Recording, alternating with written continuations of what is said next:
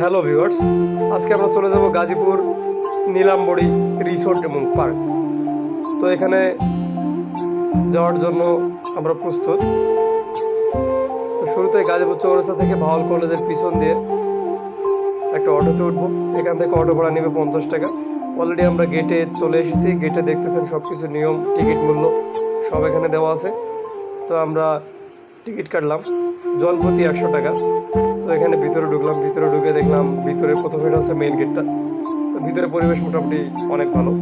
তো একটু এগোতেই দেখলাম সুন্দর একটা ছাউনি আছে, এখানে বসার জায়গা আছে, সুন্দর প্লেস দেখতেছেন, সবাই ঘোরাঘুরি করতেছে।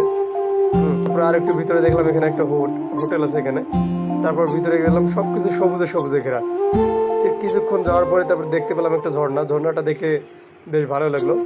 পানিটা স্পর্শ করে দেখলাম, পরে দেখলাম গেঞ্জিটা আমার পুরোটা ভিজে গেছে। যাই হোক, তাতে কোনো সমস্যা নেই, তবে ঝর্ণাটা অনেক ভালো লাগছে।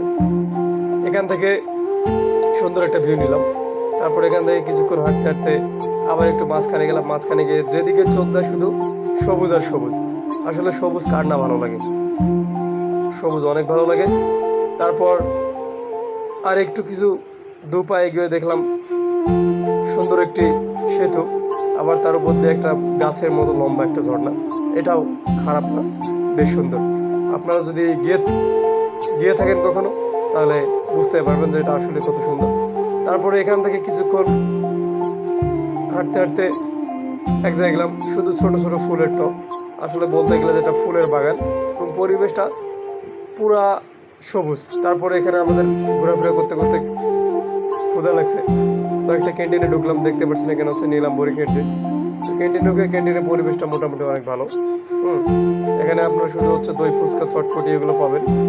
তো এখান থেকে বের হয়ে আর একটু ঘুরে ফিরে আমরা বাসার উদ্দেশ্যে রওনা দিচ্ছি। তাহলে আজকে এখানেই শেষ, দেখা হবে অন্য কোনো ভিডিওতে। খোদা হাফেজ।